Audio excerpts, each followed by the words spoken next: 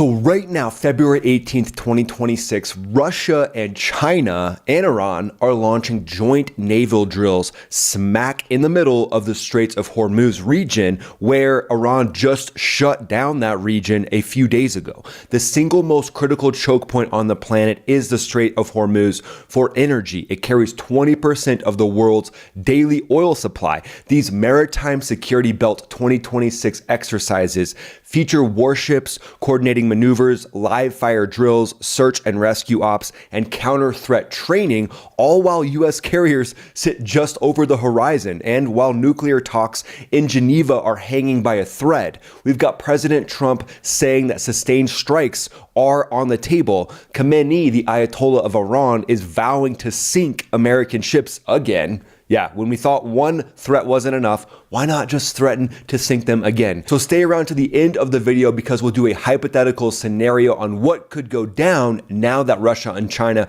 are even more involved in the Straits of Hormuz. So here's some breaking news taking place right now with Iran. Crackdown in Iran, surge in arrests of journalists covering the protests. At least 7 journalists have been thrown behind bars in Iran since the start of the latest wave of protests in December of 2025. And then there's reports saying that progress is being made in nuclear talks with Iran, but then there's countering stories saying that JD Vance is saying that there's some stalled talks and that the talks aren't getting to what exactly is needed for an actual agreement to take place. Vice President Vance said Iran failed to address U.S. red lines during nuclear talks in Geneva this week. President Donald Trump reserves the right to use military force if negotiations fail. Sources told Axios that a U.S. military campaign against Iran would look more like a full-fledged war than limited strikes, kind of like what we've covered in the previous videos talking about sustained operations, and with multi-carriers in the region, this is a real option. And then even more satellite imagery is coming in showing that Iran is repairing and they're fortifying a lot of the sites that were struck during the 12-day war amidst the U.S. tensions. Satellite images show that Iran has recently built a concrete shield over a new facility at a sensitive military site and then covered it in soil. Interesting. I wonder if that's just the Ayatollah's vacation bunker. It's just where he goes. He brings his girlfriend with him so they can have a romantic night away from the wife. But let's get straight to what's actually going on with these maritime drills with Russia and China. The Maritime Security Belt exercises are an annual series, and Iran has hosted them since 2019. So it's kind of a happy accident that these are happening right now during the nuclear talks. So 2026, this version, it brings in Russia and China for the full trilateral show during a time when nuclear talks and talks of other things in Iran are on the table, which Iran is stiff-arming. They're giving it the full Heisman treatment. They're stiff-arming any talk of the crackdown on their own people and murdering roughly 30,000 of their own people. They're also stiff-arming any talks of the proxies. But these drills are running in the Straits of Hormuz, the Gulf of Oman, and the northern Indian Ocean, launching out of Iran's Bandar Abbas naval base. The focus areas include coordinated fleet movements, damage control, search and rescue, and practicing responses to maritime security threats. And they say it's threats like piracy and terrorism. So I guess everything's relative, right? They're saying the U.S. carriers that are there are terrorism actions. So again, I guess putting yourselves in their shoes, that's what they've been told. That's what the IRGC has been told. They've been told that their boss is a god. So all of you out there that think your boss is a jerk, at least they haven't gaslit you to the level where they've told you that he or she is a god. Or maybe they have. And in that case, I think it's time to find a new line of work. But these exercises have built momentum. On February 18th, this comes right after Iran's own IRGC live fire drills just prior to these exercises kicking off. And those live fire exercises temporarily closed sections of the Straits of Hormuz. And that is classic signaling, basically trying to show the US, hey, we can close all this down and own this entire place. That's classic signaling, while indirect nuclear negotiations in Geneva are reporting progress on guiding principles as reported by the president of Iran. But it looks like some deadlock remains on enrichment, on the missiles. The ballistic missiles are a big part of that, and on the proxy policies as well. So now let's look at what Iran brings to the table along with Russia and China. So Iran is the home team in those exercises. They have vessels like the Al-Vand that has C-802 anti-ship missiles, which are said to be effective to about 75 nautical miles. They've got fast attack craft that are loaded with torpedoes for close-in strikes. And the corvette Shahid carries Nor missiles as well. IRGC Navy adds a dozen small high-speed boats ideal for swarm tactics. And not just boats, but drones. Russia, China, and Iran are basically the axis of evil when it comes to drones. And drones have never been more relevant, as you've probably noticed if you followed my channel for a while and you've just been outside and seen drones flying all around. But let's talk about the good guys when it comes to drones, and that is SDI, Sonoran Desert Institute. They've helped me see that firearms and drones aren't just hobbies anymore. They're high demand careers that are exploding right now, with drone technology transforming industries from agriculture to public safety, real estate, various land and structural inspections. Skilled operators of drones have never been more in demand. At Sonoran Desert Institute, an accredited online college, real-world training ships right to your door. Their certificate in uncrewed technology, aerial systems is just one 20-week semester, or you can build on this and use it to start a full 4-year degree in drone operations. You get hands-on with small drones, simulators, sensors, flight planning, FAA regulations, and safety. You can build custom drones, master thermography, GIS project management, graduate ready for technical or leadership roles as a confident drone operator or flight manager. SDI really shows us that firearms and drones can be more than just a hobby. Learn the skills that matter today. Visit sdi.edu/max-afterburner or call the number in the description below. Because as you can see, drones have become way more relevant just in these last few years than they ever have before. And then Russia, don't sleep on Russia. Russia is the guy that she told you not to worry about. And Russia has sent in a corvette of their own. And I'm going to take my best crack at this. The Staraguchi Sukhoi, and that is from the ballistic fleet. It's a stealthy multi-role platform that is said to pack the KH-35 Uran anti-ship missile with a 160 nautical mile range.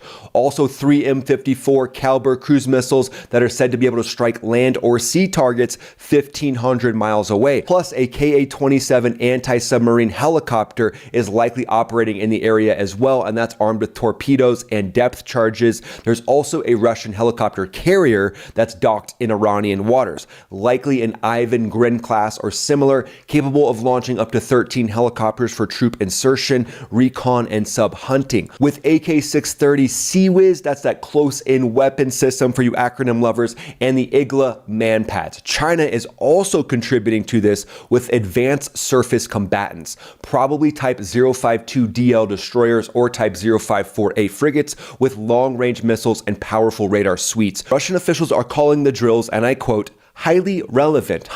Weird that they're calling these highly relevant right now while Iran is in these intense negotiations with the United States. Iranian leaders stress that strengthening security cooperation is incredibly important. Obviously, at this point, they're trying to get all the help they can get. This trio is building real interoperability fast, and this is a menage a trois that doesn't sound like a lot of fun to me. However, it's pretty unlikely that Russia and China would do any type of kinetic action against the United States, risking the fallout from what could happen from that. Instead, this is likely more of a deterrence move where Russia and China will be heavily embedded into these exercises, and then they'll likely pull most of their forces out of the region should any type of war go down.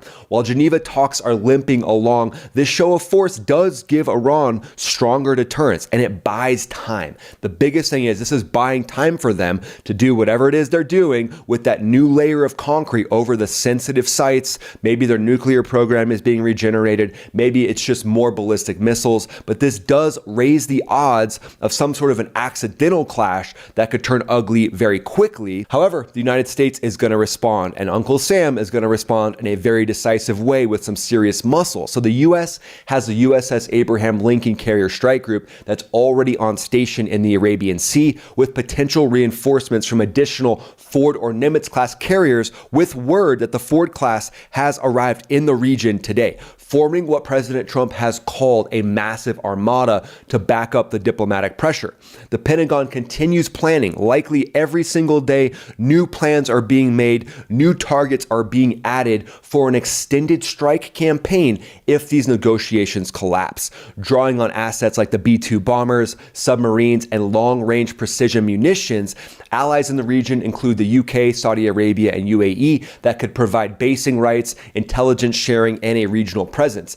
Day-to-day countermeasures include constant P-8 Poseidon patrols, but specifically the MQ-4C Triton drone is adding a ton of surveillance capability to the area, pumping back information to higher headquarters, right direct to the NSA, likely the National Security Agency, getting information from those MQ-4C Tritons on what's going on with the massive military buildup of Iran, China, and Russia in the region. And then cyber operations are likely monitoring Iranian networks, and Titan sanctions are targeting Iran's oil revenue, specifically their oil revenue with selling oil to China. The strategy here is clear: maintain overwhelming deterrence while avoiding any actions right now that could be seen as a provocation. And the key platforms driving the deterrence off the USS Ford are going to be the FA-18 Super Hornet, the E and the F model. The F model is a two-seater. The E is a one-seat air superiority beast. And then there's the EA-18G Growler that can jam your face off, basically melt the enemy's face off. Should be the technical mission